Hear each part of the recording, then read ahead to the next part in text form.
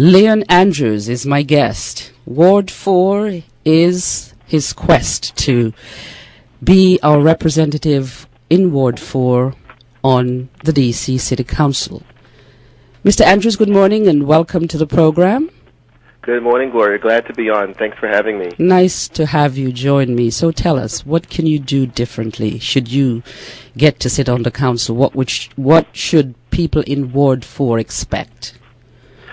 Well, yeah, I am a new face to D.C. politics. I'm a local guy.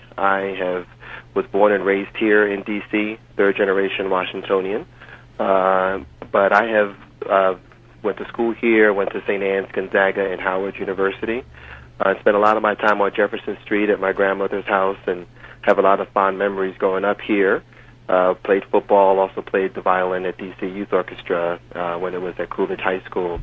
But I also went to Howard University, which was a great experience for me with professors who helped me find my voice in cities and community development, which is what I've been doing for the last 20 years.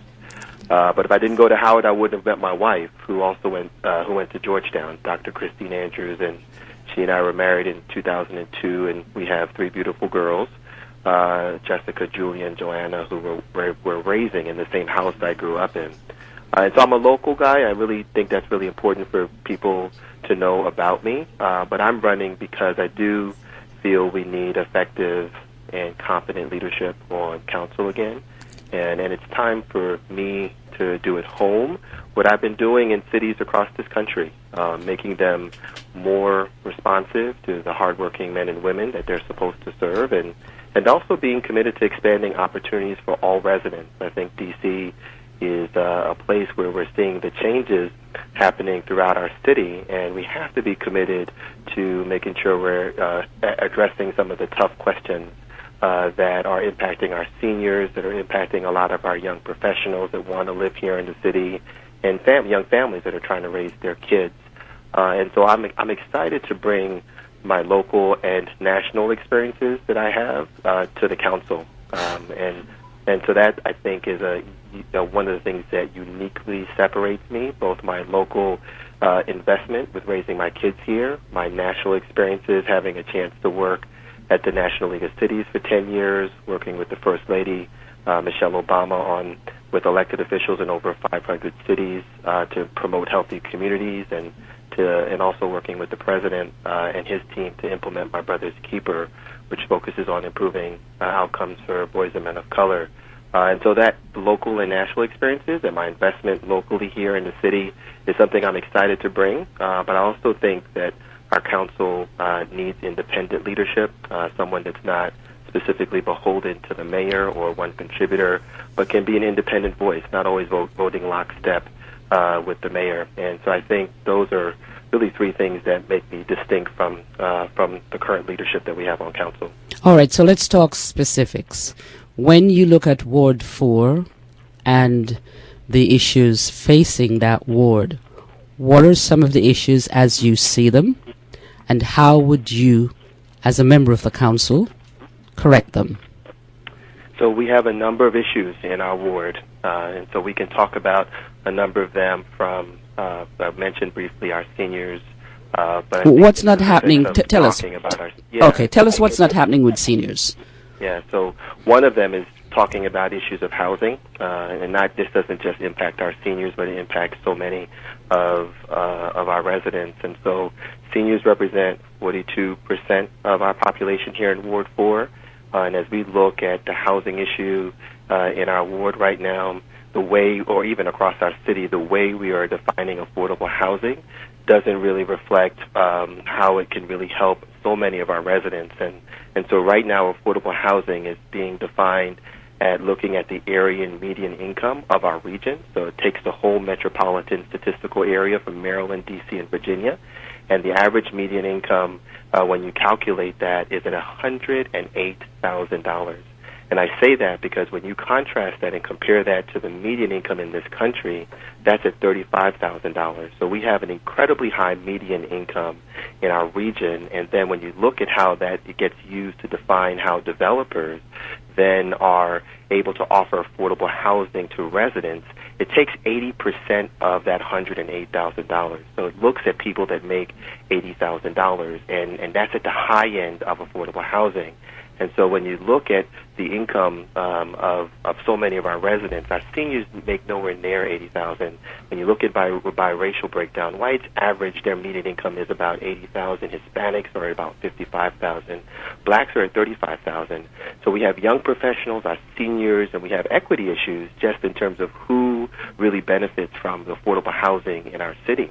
And so we have to better define affordable housing that really looks at the full range of those that are within that definition of affordable housing that accounts for the 0 to 30%, the 30 to 60% of area and median income, as well as 60 to 80%. And so that has larger investments to how we talk about our education and the need to create better pathways, multiple pathways for our children. So we're not just defining traditional education from K to 12, but we also are investing as a city to career, technical education, vocational education. We're creating opportunities for our young people to be able to have access to trades, whether it's construction or nursing or hairstyling or coding or technology, learning how to code, which is such a huge opportunity for D.C. to really be out front on this, to really partner with organizations and corporations that are willing to be at the table. With the president's leadership, he's been out front on this, and opportunities for D.C. to really start partnering with corporations that want to create pathways for young people to get certified and to get into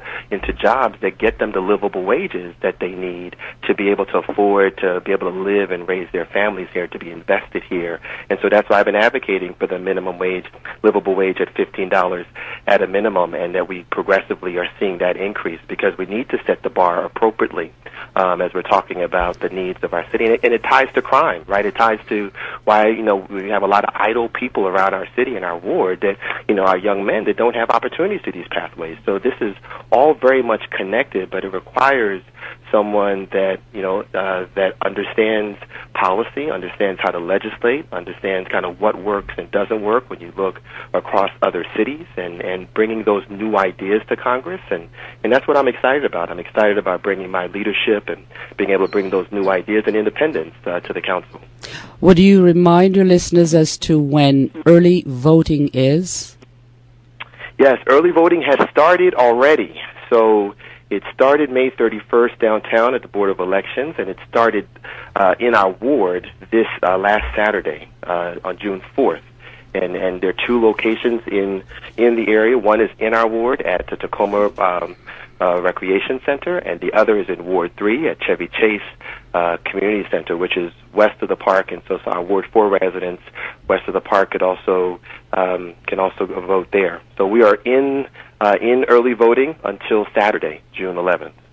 You are young, you're energetic, you have a lot to offer, and I can see the enthusiasm in just talking to you about wanting to be on the council and to do what you see is best for your ward.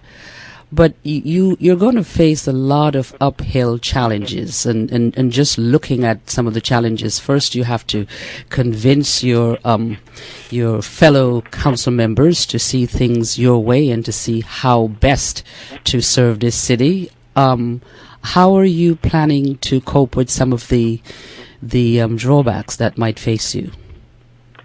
Well, I actually don't see those as drawbacks, Gloria. I mean, Okay. I have 2 years of experience of working with the community, working with elected officials for the last decade in this city and across the country. I really pride myself as someone that knows how to partner, knows how to collaborate, knows how to find common ground, knows how to take action, so we're not just talking about something, but we're getting back to the business of solving problems. And I also think it's important for all of our elected officials, including myself, to be accountable for what it is that we're doing. And so I'm proud of my record, my ability to work with so many elected officials that have worked with me in this city and across the country that know my leadership, and know my ability to be able to partner and to be able to work together. And I also think it's important to point out that when I ran in the special election last year, I was new to D.C. politics. I didn't build my career to run for city council, but I was really proud that there were 13 people running in the race, and I came in third among 13, and really felt that we did something pretty good in our campaign. And the decision to run again was not to relive that, not to, have another 13 people in a race and expecting a different outcome. And so I was really proud that 7 of last year's candidates have endorsed me as the strongest candidate in the race, and that includes the person that came in second, Renee Bowser. That includes the guy that came in third, myself. I endorsed myself. That includes the person that came in fourth, Dwayne Tolliver, and a number of others that have endorsed. And just bringing those individuals together, again, I think speaks to my leadership, my ability to be able to bring people together around a common good, about uniting our ward and having kind of effective and competent leadership that really is independent and really willing to represent the ward first on council. And I think I'm demonstrating that even in my ability to bring folks together with their endorsements and a number of others that we've received.